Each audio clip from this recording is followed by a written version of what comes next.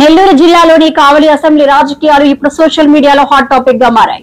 ఇటీవలి రోజుల్లో కావలి MLA Daggumati Venkatakrishna Reddy alias Kavya Krishna Reddy పేరు చుట్టూ పెద్ద చర్చ నడుస్తుంది. ఒక టీడీపీ సీనియర్ నాయకుడి మరణం, ఆ తర్వాత జరిగిన పరిణామాలు ఇవన్నీ కలిపి కావలి రాజకీయాలను మరోసారి కుదిపే. మాలేపాటి సుబ్బాయి నాయుడు దశదిన కర్మకు పరామర్శంగా వెళ్లిన ఎమ్మెల్యే కావ్య కృష్ణారెడ్డిని టీడీపీ కార్యకర్తలే అడ్డుకున్నారు. కొంతమంది అయితే దాడికి కూడా ప్రయత్నించారు. ఇంత ఘర్షణాత్మక పరిస్థితి ఎందుకు వచ్చింది? ఈ ఘటన వెనుక అసలు కథ ఏమిటి? మాలేపాటి మరణానికి కావ్య కృష్ణారెడ్డి కారణమా, లేక అసలు ఈ కథలో ఇంకా ఏమైనా దాగి ఉందా? ముందుగా చూద్దాం. మాలేపాటి సుబ్బాయి నాయుడు రాజకీయ ప్రస్థానం. టీడీపీకి పాత నాయకుడు, బీద రవిచంద్రకి సన్నిహితుడు, కావలి టీడీపీకి అండగా నిలిచిన అనేక కేసులు ఎదుర్కొంటూ పార్టీ కోసం కష్టపడ్డాడు. 2019 తర్వాత పార్టీ ఇన్ఛార్జ్ హోదాలో పనిచేశాడు. అంతలోనే 2024 ఎన్నికలు రానున్నాయని తెలిసి మాలేపాటి ఎమ్మెల్యే టికెట్ కోసం సిద్ధమయ్యారు. కానీ అదే సమయంలో వ్యాపారవేత్తగా పేరుగాంచిన కావ్య కృష్ణారెడ్డి కూడా టికెట్ కోసం ప్రయత్నించారు. 2019లో వైసీపీకి దగ్గరగా ఉన్న ఆయన ఈసారి టీడీపీ టికెట్ ఆశించారు.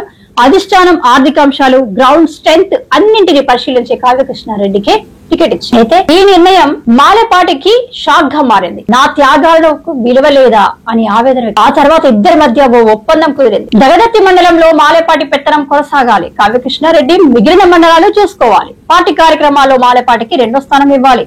ఇలా మాటలపై అన్ని బాగానే జరిగాయి. కానీ గ్రామ స్థాయిలో విభేదాలు తగ్గాయి. ఎన్నికల సమయంలో మాలేపాటి అనుచరులు కొందరు కావ్య కృష్ణారెడ్డికి వ్యతిరేకంగా పనిచేశారని టాక్ వచ్చింది. అయినా కూడా ప్రజా వ్యతిరేకత వల్ల వైసీపీ ఓడిపోవడంతో కావ్య కృష్ణారెడ్డి 30,000 పైచిలకు మెజారిటీతో గెలిచారు. అయితే గెలుపు తర్వాతే అసలైన రాజకీయ డ్రామా మొదలైంది. మాలేపాటికి ఇచ్చిన హామీలు పక్కన పెట్టబడ్డాయి. పార్టీ సమావేశాలకు పిలవలేదు, సర్కార్ కార్యక్రమాల్లో చోటు ఇవ్వలేదు. దీంతో మాలేపాటి తీవ్ర ఆవేదన వ్యక్తం చేశారు. ఇక దగదత్తిలో జరిగిన అల్లర్లకు మాలేపాటి పైన కేసు నమోదు. ఇలా విభేదాలు కొనసాగుతున్న సమయంలో టీడీపీ అధిష్టానం ఆయనకు ఆగ్రో ఇండస్ట్రీస్ చైర్మన్ గా నియమించింది. ఆ తర్వాత ఆయన చురుకుగా పనిచేశారు. కానీ అక్టోబర్ 9న చంద్రబాబు సమక్షంలో జరిగిన సమావేశంలో ఆకస్మికంగా కుప్పకూలిపోయారు.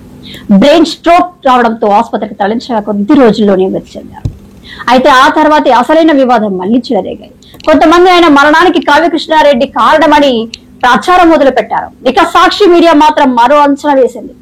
మాలేపాటి పేరు మీద ఉన్న 200 కోట్ల ఆస్తులను బీద రవిచంద్ర హస్తగతం చేసుకున్నారంటూ వార్తలు వచ్చాయి. అయితే మాలేపాటి కుటుంబం సభ్యులు మాత్రం ఈ వార్తను పూర్తిగా ఖండించారు.